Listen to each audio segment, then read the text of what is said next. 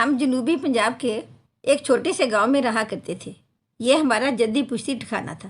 آباء و اجداد کی قبریں بھی یہاں تھیں۔ والد اور سسر آپس میں سگے بھائی تھے۔ 8 بیگھے مشترکہ زمین تھی جس پر کاشتکاری سے گزر بسر تھی۔ تب تک مہنگائی کے جن کا سامنا نہیں ہوا تھا۔ گاؤں میں ضروریات محدود اور زندگی سادہ ہوتی ہے۔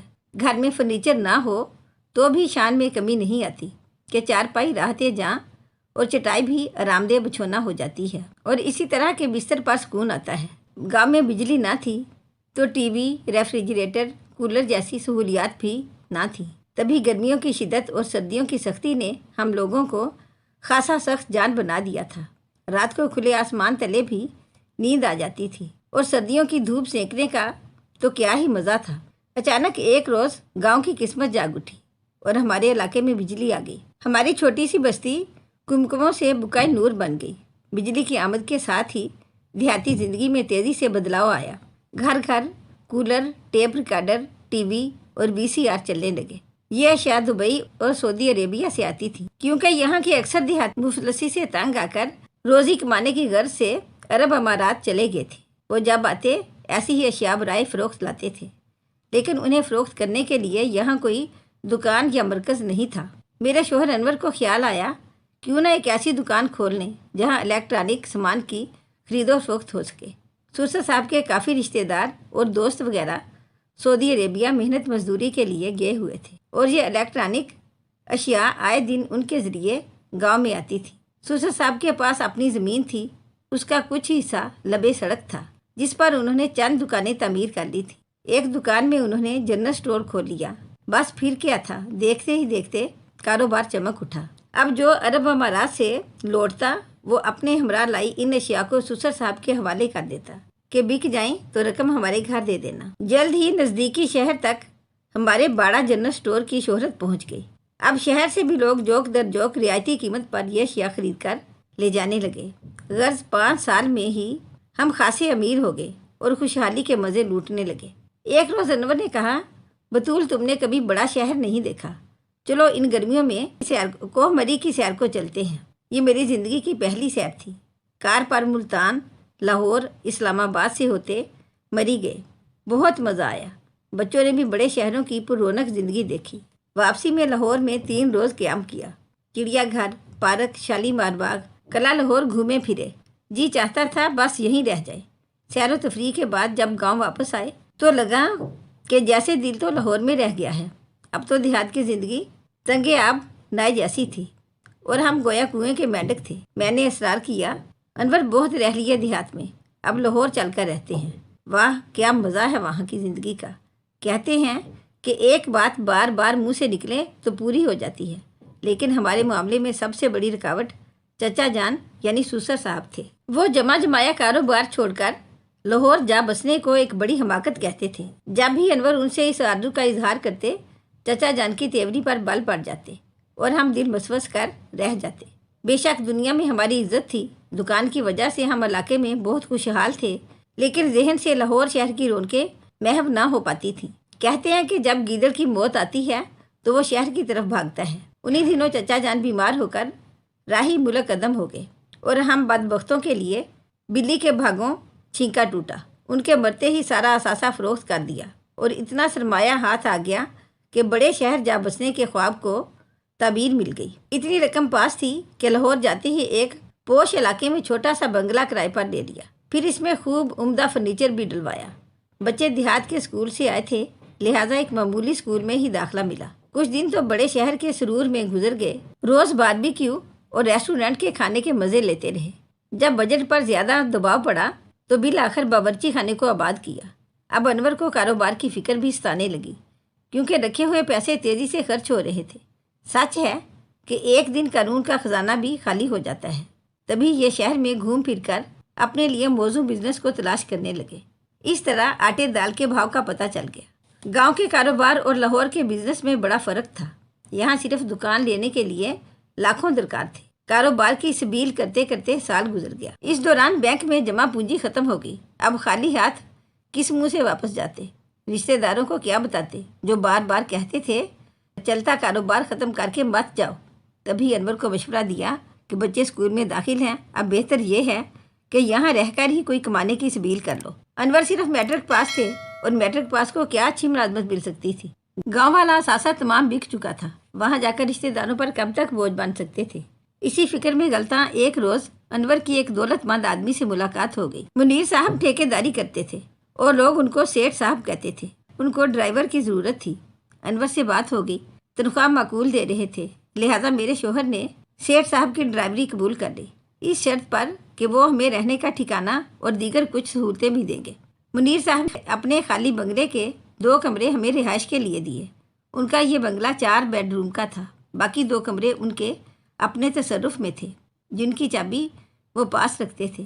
انور کا کام ان کی ڈرائیوری، جبکہ میرا کام ان کے بنگلے کی صفائی ستھرائی تھا۔ وہ جب آتے کھانا بنواتے اور میں کچن کا سارا کام سنبھالتی، بدلے میں بچا ہوا کھانا ہمارے حصے میں آ جاتا تھا۔ سیٹھ صاحب ہفتے میں 4 بار لازمی آتے، لیکن ان کی آمد سے کچھ دیر قبل ایک فیشنیبل چلتی پرزہ قسم کی خاتون بھی آ جاتی تھی۔ یہ سیٹھ صاحب کی گرل فرینڈ تھی یا محبوبہ، بہرحال اس کی اہمیت بہت تھی۔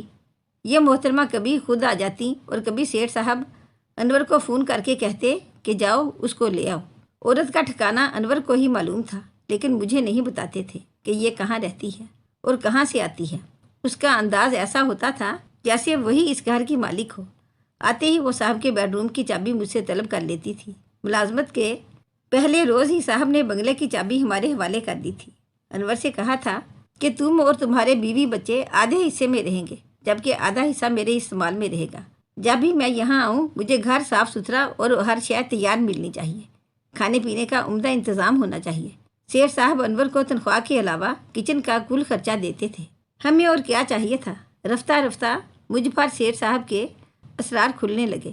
وہ شادی شدہ بال بچوں والے آدمی تھے، پھر بھی ایک دوسری عورت کے ساتھ ان کے مراسم تھے۔ اس فیشنیبل عورت کا نام رخسانہ تھا۔ وہ ہر دوسرے دن آ جاتی، زیادہ تر صاحب کے ساتھ بیڈ روم میں ہوتی، لیکن کبھی کبھی باورچی خانے میں بھی آ دھمکتی تھی جب اس کو اپنی پسند کی کوئی ڈش مجھ سے بنوانی ہوتی تھی۔ وہ اکثر مجھ سے سوال کرتی، کیا تم کبھی منیر صاحب کے گھر گئی ہو؟ کبھی ان کی بیوی سے ملی ہو؟ میں جواب دیتی، نہیں بی بی، ابھی تک تو نہیں ملی، اور نہ وہ کبھی ادھر آتی ہیں، میں نے تو ان کو دیکھا بھی نہیں ہے۔ ایک بار جب رخسانہ باورچی خانے میں کوئی خاص کھانا پکوانے کے ارادے سے آئی تو میں بہت پریشان تھی، کیونکہ میرا بیٹا بیمار تھا۔ میں نے اسے بتایا کہ آج مزید کوئی فرمائشی کھانا تیار نہیں کر سکتی، کیونکہ بچے کی حالت خراب ہے۔ اس نے صاحب سے کہا کہ ان کے بچے کو ہسپتال لے جانا چاہیے۔ جب سیٹھ صاحب انور اور مجھے بچے کے ہمراہ ہسپتال لے کر گئے تو وہاں ان کی بیگم مل گئی۔ ان کے بچے کو بھی بخار تھا اور وہ اپنے بھائی کے ہمراہ ہسپتال آ گئی تھیں۔ دونوں کا آمنا سامنا ہوا تو صاحب کچھ خجل سے ہو گئے۔ بیگم نے خفگی سے کہا کہ کب سے آپ کو فون کر رہی تھی، رابیل کو ڈاکٹر کو دکھانا تھا، لیکن آپ کا فون بند جا رہا تھا۔ تبھی جنید بھائی آ گئے تو ان کے ساتھ ٹیکسی پر یہاں آئی ہوں۔ میری ضروری میٹنگ چل رہی تھی، تبھی فون بند تھا۔ اچھا، اب واپسی میں ڈرائیور تمہیں چھوڑ آئے گا۔ جب دونوں بچوں کا ڈاکٹر نے چیک اپ کر لیا اور ہم نے دوائیں وغیرہ لے لیں تو سیٹھ صاحب کی بیگم فرح بولی، ان کو بھی گاڑی میں بٹھا لیتی ہوں، پہلے انور اپنی بیوی اور بچے کو اپنے گھر چھوڑ دے گا، پھر ہم گھر چلیں گے۔ صاحب نے عذر کیا کہ مجھے دوبارہ دفتر جانا ہے اور یہ بہت ضروری ہے۔ ایسا کرو تم گاڑی لے جاؤ، یہ اپنی بیوی اور بچے کو رکشہ کرا لے گا۔ نہیں، ہم ان کو چھوڑ دیں گے۔ وہ بزید ہو گئی، اب صاحب کو چپ رہتے ہی بنی۔ رستے میں صاحب اپنے دفتر پر اتر گئے۔ فرح بی بی بہت اخلاق والی تھی، اصرار کر کے ہمیں اپنے گھر لے گئی اور اچھی مہمانداری کی۔ پھر میرے میاں سے کہا کہ جاؤ انور، اب تم ان کو گھر چھوڑ کر آ جاؤ، تم نے میرے بچوں کو اکیڈمی بھی پہنچانا ہے، جلدی آ جانا۔ فرح بی بی کے اخلاق نے پہلے روز مجھے اپنا گرویدہ کر لیا۔ دل افسوس کرنے لگا کہ صاحب نے ناحق رخسانہ جیسی غلط قسم کی عورت سے ناطہ پال رکھا ہے، جبکہ ان کی اپنی بیوی اس قدر خوبصورت، باسلیقہ اور عمدہ اخلاق کی مالک خاتون ہے۔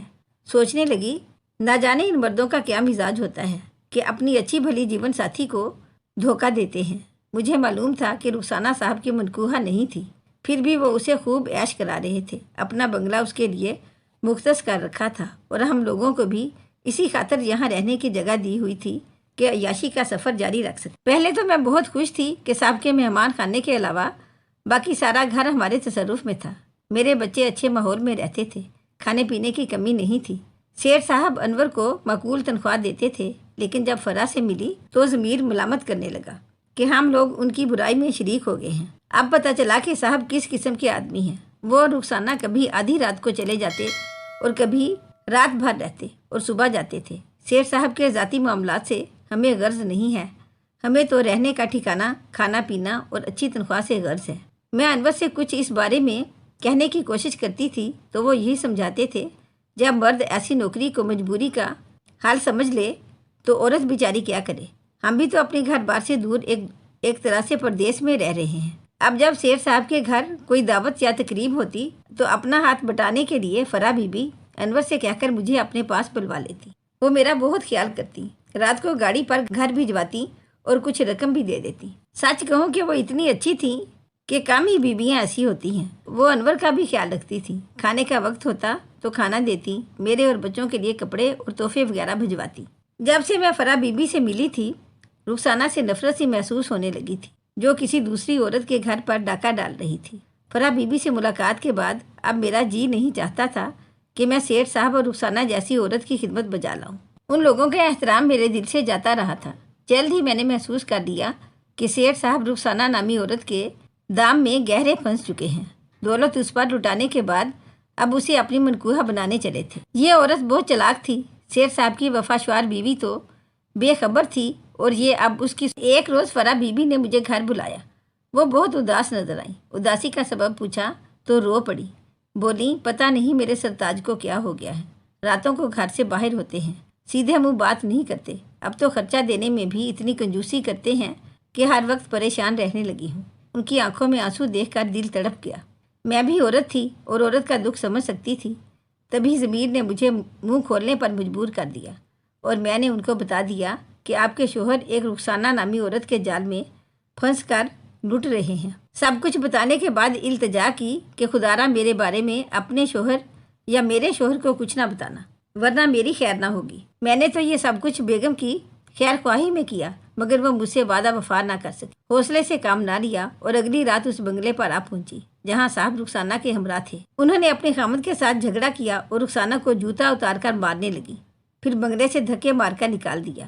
پڑوسیوں کے خوف سے سیٹھ صاحب نے یہ سب برداشت کیا اور رخسانہ کا بھی دفاع نہ کیا۔ انور باہر موجود تھا، اسی نے رخسانہ کو اس کے گھر پہنچایا۔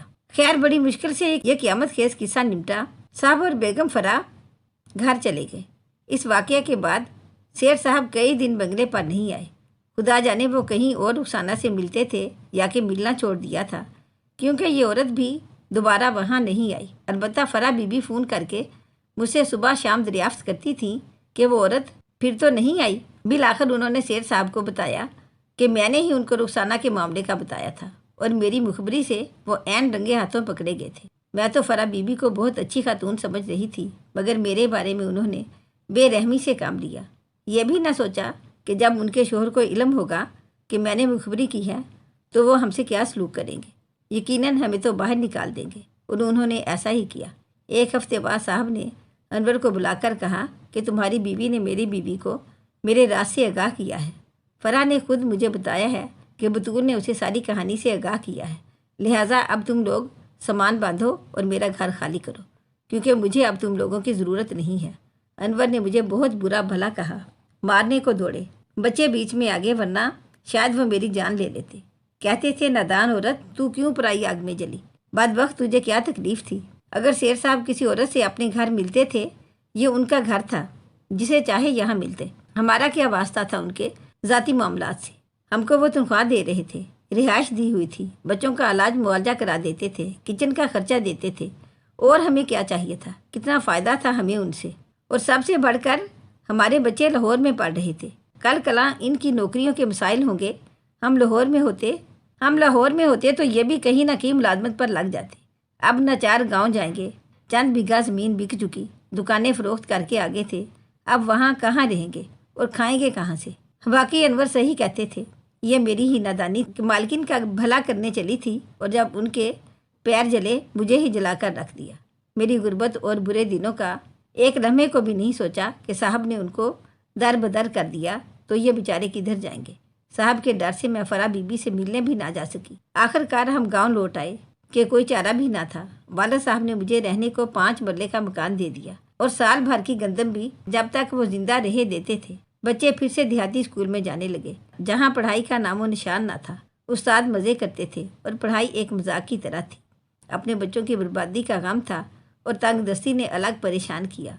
आखिरकार मेरे भाई ने वीज़ा खरीद कर अनवर सऊदी अरेबिया भिजवा दिया, जहाँ वो चिलचिलाती धूप में सख्त मेहनत मजदूरी पर मजबूर हुए कि पेट का दोजख तो भरना ही था। 10 साल बाद अब आकर कहीं हमारे हालात कुछ बेहतर हुए हैं, मगर अनवर बीमार और सूखकर कांटा हो गए हैं।